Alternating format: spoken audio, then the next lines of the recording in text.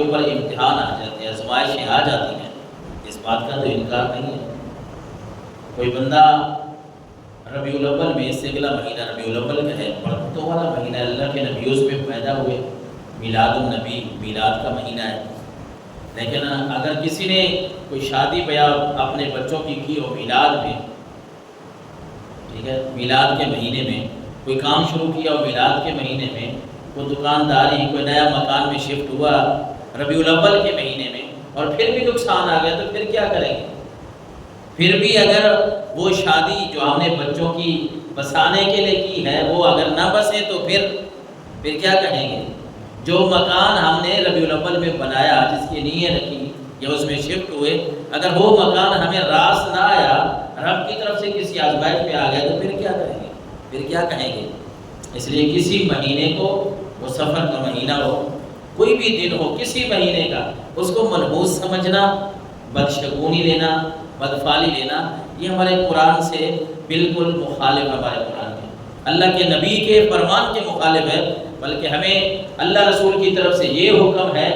اللہ کی طرف سے یہ حکم ہے، اللہ کے نبی کی طرف سے یہ حکم ہے کہ ہم نے توکل علی اللہ کرنا ہے، اللہ پہ بھروسہ کرنا ہے۔ جو رب ہمیں حکم دیتا ہے، رب کا نبی ہمیں فرماتا ہے، ہم نے اس پہ عمل کر کے دکھانا ہے، پھر وہ رب انشاءاللہ برکت عطا فرمائے۔ پہلے تو ہم اپنا عقیدہ پکا کریں نا رب کے اوپر، رب کے نبی کے اوپر، کہ جو کام کرتا ہے وہ رب ہی کرتا ہے، رازق بھی وہی ہے، خالق بھی وہی ہے، انسان کی موت اور زندگی کا مالک بھی، سارا کچھ جو ہے وہ اس اللہ کے پاس ہے، اسی کی ساری طاقت ہے۔ حضرت عبداللہ ابن مسعود فرماتے ہیں، ابو داؤد شریف کی حدیث مبارکہ ہے کہ رسول اللہ صلی اللہ علیہ وسلم نے فرمایا الطیرۃ شرک، الطیرۃ شرک، 3 دفعہ آپ صلی اللہ علیہ وسلم نے یہ جملہ دہرایا۔ آپ نے فرمایا لوگوں، یہ بدشگونیاں نکالنا، بدفعلیاں نکالنا، یہ منحوس کسی کو سمجھنا، یہ شرک ہے، یہ شرک والی باتیں ہیں، یہ رب کی قدرت کے مخالف تم بات کر رہے ہو۔ اور فرمایا وما منا الا ولکن اللہ یذہبہ بالتوکل، یہ ایسی بدشگونی جو ہے یہ شرک ہے، اور ہم میں سے ہر ایک کو کوئی نہ کوئی ایسا خیال آ جاتا ہے۔ اللہ کے نبی فرما رہے ہیں ایسے خیالات تو آ جاتے ہیں، لیکن ہم نے کرنا کیا ہے؟ اللہ کے نبی فرما رہے ہیں جب ایسا خیال آتا ہے تو مسلمان بندے سے اللہ وہ خیال ہٹا کے اس کو توکل پہ قائم کر دیتا ہے، اس کو توکل رب دے دیتا ہے۔ ذہن میں اگر خیال آ جائے اس طرح کا کوئی، تو بندہ لا حول ولا قوت الا باللہ پڑھ لیتا ہے، بندہ شیطان سے پناہ مانگ لیتا ہے، تعوذ پڑھ لیتا ہے، اعوذ باللہ من الشیطان الرجیم، یقیناً وہ خیال انسان کا ہٹ جاتا ہے، پھر بندہ اپنے رب کے اوپر یقین اس کا کامل اور پختہ ہو جاتا ہے۔ حضرت عبداللہ بن عمر فرماتے ہیں رسول اللہ صلی اللہ علیہ وسلم نے فرمایا من ردت ہو طیرت من حاجت فقد اشرک، جس کو بھی بدشگونی نے کسی کام سے روک دیا، کسی کو منحوس سمجھتے ہوئے، پرندہ فلاں بندے نے میرا راستہ کاٹ دیا، فلاں آج ملا تو میرا کام نہیں ہوا اور واپس آ گیا، فلاں جانور نے میرا راستہ کاٹ دیا ہے واپس آ گیا، یہ سفر کا مہینہ ہے تو میں نے اس نے فلاں کام نہیں کرنا۔ اللہ کے نبی نے فرمایا جو اس طرح کی باتیں کرتا ہے نا، اور جو اپنے کام کے لیے جا رہا ہے پھر کسی چیز کو بھی منحوس سمجھتے ہوئے کام سے واپس آ گیا، وہ کام کے لیے گیا نہیں ہے، اس کا مطلب یہ ہے کہ اس کا اللہ کے اوپر پورا یقین نہیں ہے۔ اس لیے اللہ کے نبی نے فرمایا فقد اشرک، اس بندے نے رب کے ساتھ شرک کیا ہے، کہ رب کی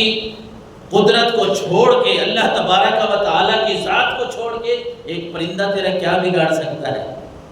ایک کالا کتا جو ہے، وہ فلاں جانور، وہ فلاں انسان جو تجھے ملا ہے، وہ تیرا کیا بگاڑ سکتا ہے جب رب نے تیرے کام کو سنوارنا ہو، جب رب نے تیرے کام کو جوڑنا ہو، کوئی تیرا کیا بگاڑ سکتا ہے؟ اور میں کہتا ہوں کہ جب رب نے کسی کے کام کو بگاڑنا ہو نا، پھر بندہ جو مرضی ہے کر لے، وہ سنور سکتا ہی نہیں، وہ رب کے کام ہیں۔ اس لیے اللہ کے نبی نے فرمایا کہ اگر کوئی جاتے ہوئے یوں واپس آ گیا، فلاں چیز منحوس ہے، کام نہیں ہوگا، واپس آ گیا، اللہ کے نبی نے فرمایا اس نے شرک کیا۔ صحابہ نے عرض کی یا رسول اللہ ما کفارۃ ذالک، پھر اس کا کفارہ کیا ہے؟ اگر کوئی ایسا کر بیٹھے تو اس نے کیا کرنا ہے؟ آپ ہمیں یہ بھی سمجھا دیجئے۔ رسول اللہ صلی اللہ علیہ وسلم نے ایک بار صحابہ کرام کو ارشاد فرمایا، آپ نے فرمایا تم پھر اللہ کے سامنے یہ کہا کرو اللہم لا خیر الا خیرک ولا طیر الا طیرک، اے اللہ بھلائیاں ساری کی ساری تیرے پاس ہی ہیں، تو نے ہی کام سنوارنے ہیں، اے اللہ برائیاں بھی ساری کی ساری ادھر ہی ہیں، ہم کچھ نہیں کر سکتے، ہم محتاج لوگ ہیں، ہم ضرورت مند لوگ ہیں، ہمارے پاس کچھ نہیں ہے، یا اللہ جو بھی کرنا ہے تو نے ہی کرنا ہے۔ پھر اللہ کے نبی نے یہ سمجھایا، یہ جملے تم بول دو۔ تو ہم نے اس بات کو ذہن میں رکھنا ہے کہ کوئی بھی کام ہم نے کرنا ہے سب سے پہلے اللہ کو یاد کرنا ہے، اور ہم کرتے بھی ہیں، اگر کرتے ہیں تو اس عقیدے میں پھر ہم پکے ہو جائیں، پختہ ہو جائیں کہ جس طرح ہم کوئی اچھا کام کرنے لگتے ہیں تو کسی کو دعا کے لیے بلا لیتے ہیں، کسی سے کوئی چند کلمات کہلوا دیتے ہیں، کوئی اللہ کا نیک بندہ بلاتے ہیں، اس لیے کہ ہمارے اس کام میں برکت ہو جائے، ہمارا وہ مکان ہے، دکان ہے، کوئی کاروبار ہے، کچھ بھی ہے۔ اچھا جب یہ کام کرتے ہیں کہ اللہ اس نیک آدمی نے دعا کرنی ہے، رب برکت دے گا،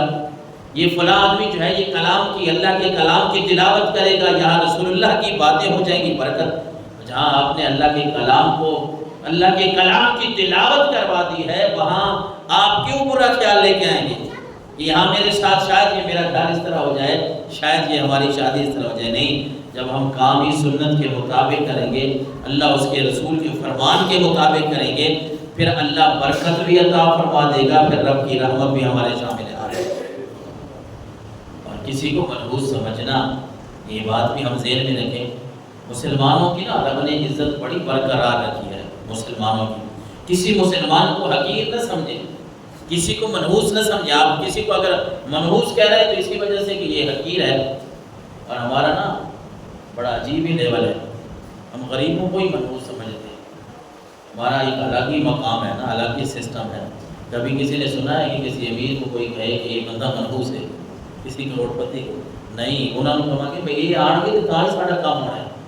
ان کو ہم نے اس طرح کا ماننا ہے۔ دیکھو ماڑا آدمی اگر ہمیں ٹکر گیا ہے تو پھر ہم کہیں کہ لو جی فلانا ٹکر گیا تو کام نہیں کرنا۔ ان باتوں سے ہم دور آ جائیں، باز آ جائیں، یہ باتیں